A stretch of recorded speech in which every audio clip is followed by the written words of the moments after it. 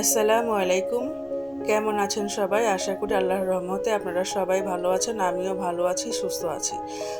আজকে আবারও হাজির হয়েছি আপনাদের জন্য একটি নতুন ভিডিও নিয়ে। আজকে আমি তেমন কোনো কিছুই রান্না করব না, কারণ আমার ঘরে সমস্ত কিছুই রান্না করা আছে। বাচ্চারা পোলাও খাবে, মাংসও রেডি করা আছে।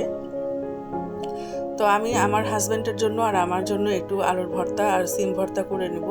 ডালটা আমি অফলাইনে আগেই করে রেখেছি। সিম আর আলু আমি ভালো করে সেদ্ধ করে নিয়েছি, এখন খোসা ছাড়িয়ে নিচ্ছি। ভালোভাবে চেপে নিয়ে আমি সিমের পানিগুলো ফেলে দিচ্ছি। এখন আমি আলুর ভর্তাটা করে নিব।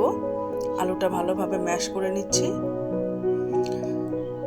শুকনো মরিচ ভেজে নিয়েছি, আলু সাথে শুকনো মরিচ পেঁয়াজ ভালোভাবে মিশিয়ে ভর্তাটা আমি করে নিচ্ছি।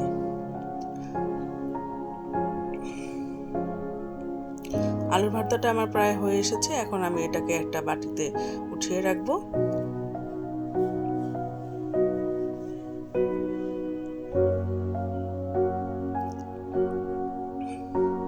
সিমটা এখন ভর্তা করে নিচ্ছি।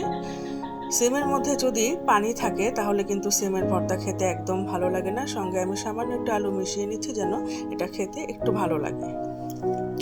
এটাও হয়ে গিয়েছে, এখন আমি সবকিছু পরিবেশন করে নিচ্ছি।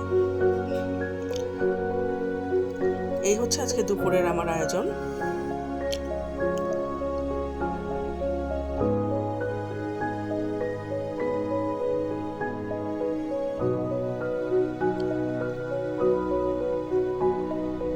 সন্ধ্যা হয়ে গেছে, এখন আমি প্রচণ্ড শীত পড়েছে, একটু চা খাবো।